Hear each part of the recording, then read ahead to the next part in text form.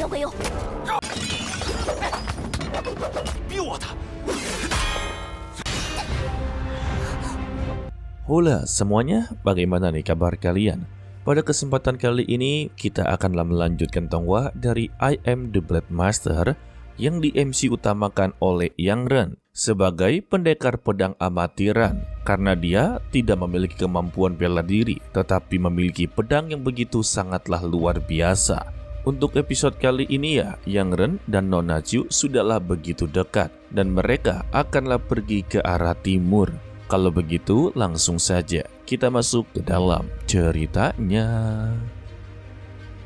Di dalam pertarungan tersebut, meskipun mereka berdua bekerja sama, utusan pria ini sungguh begitu kuat. Sampai-sampai ya untuk si Raja Pedang atau Fang Bai turun tangan untuklah membantunya. Sontak, si utusan pria ungu ini menjadi begitu terkejut-kejut. Bagaimana bisa untuk si ahli Raja Pedang masihlah hidup di dunia ini? Bukankah rumornya dia telah meninggal dunia? Sehingga ya pertarungannya haruslah dihentikan sementara waktu. Dia juga bertanya, angin apa yang membawa Raja Pedang datanglah ke sini? Apakah jangan-jangan dia sengaja datang untuklah mengganggu pavilion Changfeng? Jawaban dari Fang Bai, dia hanyalah mengeluarkan energi spiritual. Membuat sang utusan pria ungu ini tiba-tiba berpamitan kepada mereka semua. Setelah dari semua itu ya, Fang Bai meminta kepada mereka berdua untuklah ikut dengannya. Sedangkan untuk pasukan Zhao Fengqi sedanglah membicarakan sosok dari Yang Ren. Karena yang ternyata Zhao Fengqi mencari-cari Yang Ren untuklah membantu mengalahkan pavilion Changfeng. Tetapi ya untuk seluruh pasukannya sungguhlah tidak percaya. Bagi mereka kalau Yang Ren adalah bocah yang begitu licik. Ditambah dia memakai pedang iblis. Dan secara tiba-tiba di luar ruangan terdengarlah suara pria tertawa terbahak-bahak. Ketika salah satu dari mereka memeriksa, dirinya melihat sosok hantu. Tetapi ketika diperiksa ramai-ramai, sosok tersebut sama sekali tidaklah ada. Dan secara tiba-tiba lagi, salah satu dari mereka haruslah terkena cakaran dan meninggal dunia. Wadah.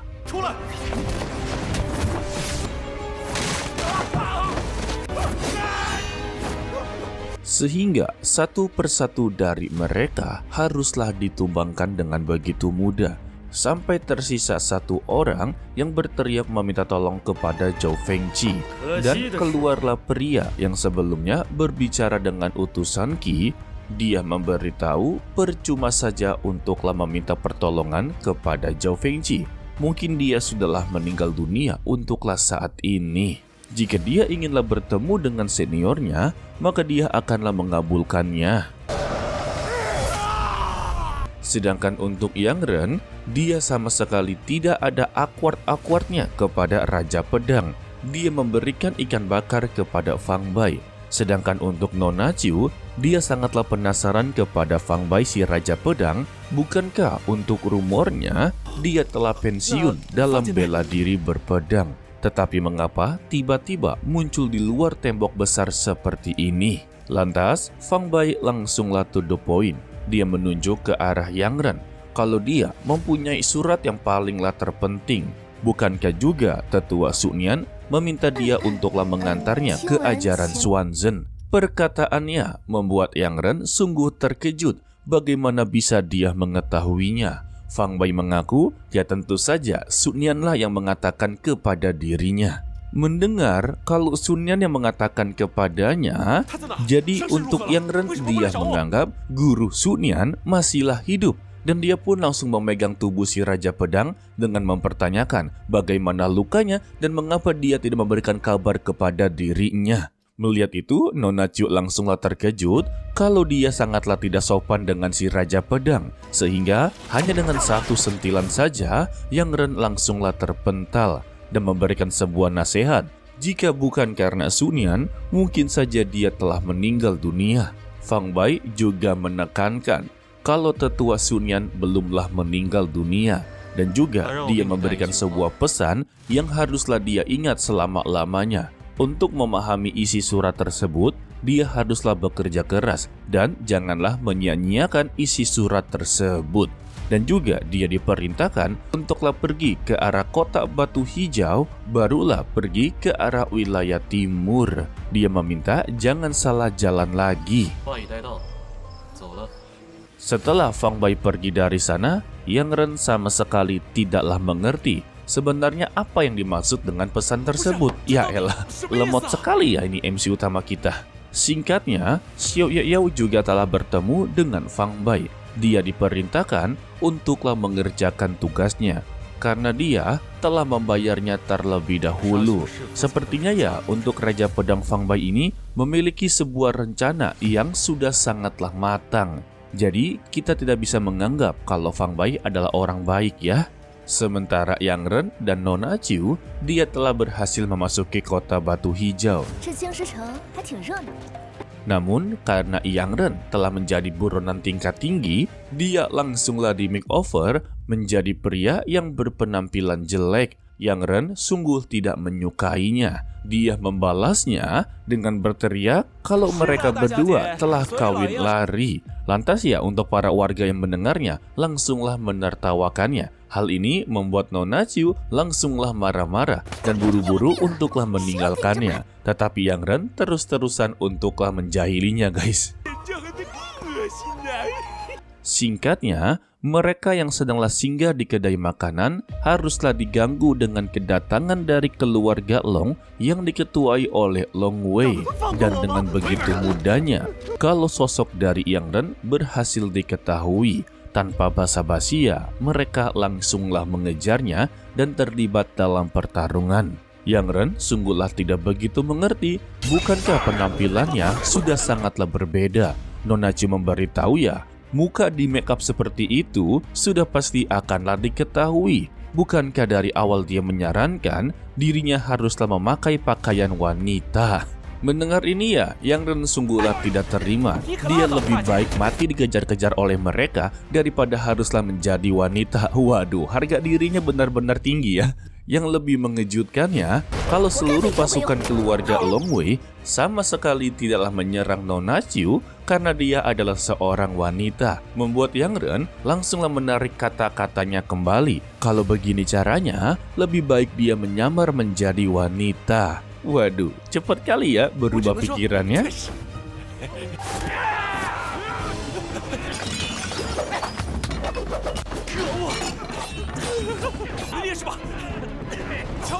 Lantas, Yang Ren langsunglah menarik tangan dari Nona Chiu dan melarikan diri dari sana, sehingga terjadinya main kejar-kejaran.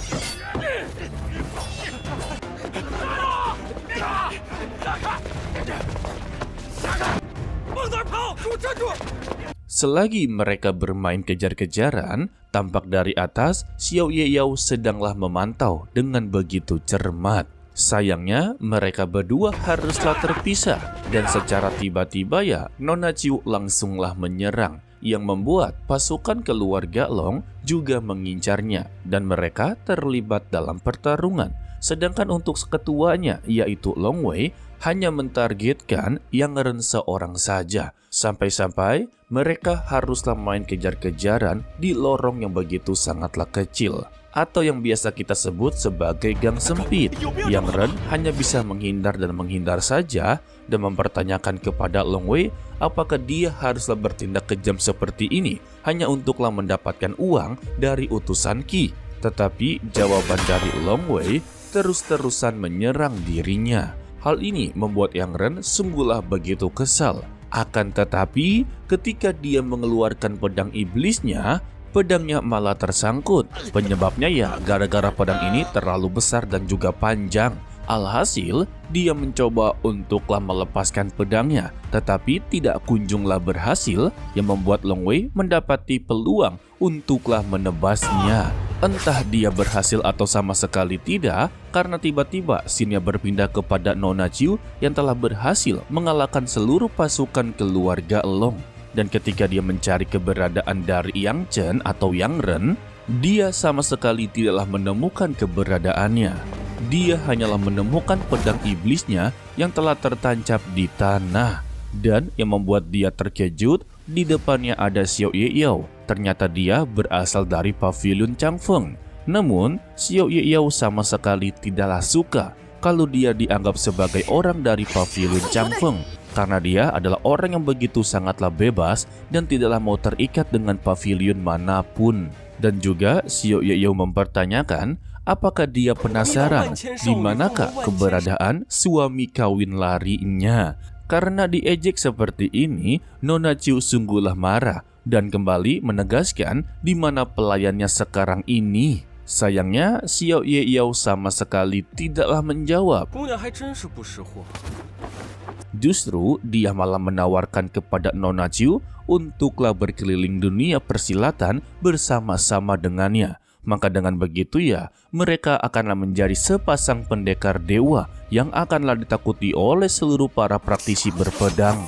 Jawaban dari Nona Chu, dia sama sekali tidaklah rela. Dia lebih baik mati untuklah bertarung daripada haruslah menjadi bagian darinya. Dan karena sudah ditolak mentah-mentah, Xiao Yeyao sama sekali tidaklah mempedulikannya. Dan jika dia inginlah tahu keberadaan dari pelayannya, maka cepat-cepat ikuti dirinya. Mendengar ini, Nona Chu langsunglah mengejarnya. Tetapi niat dari Xiao Yeyao hanya inginlah mempermainkannya, guys.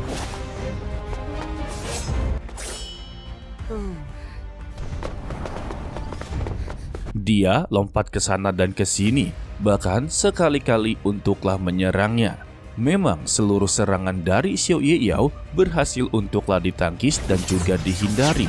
Tetapi Nona Chu telah tersulut api emosi. Dia mencoba untuklah menyerangnya. Namun berbagai serangannya juga dihindari oleh Xiao Yeyao yang membuat dia hampir salah langkah dan terjun dari atas rumah yang begitu tinggi. Mendapati kesempatan ya, Xiao Yeyao langsunglah memeluk tubuhnya. Hal ini membuat Nona Chu sungguh begitu sangatlah marah. Dan ketika dia inginlah mengeluarkan kekuatan penuhnya, Xiao Yeyao langsunglah menahannya dengan memberitahu kalau para warga akanlah mengetahui mereka. Dan ini akanlah menjadi masalah besar. Beruntungnya ya, Nona Chu mengerti apa yang dikatakan oleh Xiao Yeyao.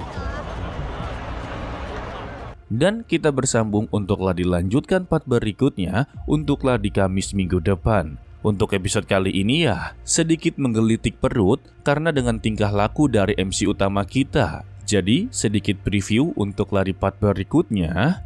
Ternyata untuk Xiao Yeyao, dia sama sekali tidak memiliki niat jahat. Karena ya dia telah dibayar oleh Fang Pai untuklah menjadi pengawal mereka berdua. Namun ya karena Xiao Yeyao adalah pencinta wanita, dia benar-benar sangatlah dekat dari Nona Chu. Dan mereka berdua bekerja sama untuklah menyelamatkan Yang Ren yang sedanglah ditahan oleh keluarga Long. Sampai pada satu titik, Xiao Yeyao, Yang Ren, dan juga Nona Chu haruslah baku hantam dengan keluarga Long. Ditambah untuk si pria utusan ungu ini datang dalam keadaan kecewa karena untuk Yang Chen telah berhasil melarikan diri. Sampai-sampai ya ketua dari keluarga Long haruslah dihabisi, guys. Karena ya dia menganggap kalau keluarga Long telah berbohong. Oke lah, sepertinya cukup sampai di sini saja dulu untuklah video kali ini. Mimin ucapkan terima kasih kepada kalian yang telah menonton sampai akhir. Pesan dari Mimin, tetaplah menjadi orang yang baik walaupun itu sangatlah sulit. To be continue, sampai jumpa di video berikutnya. Bye bye.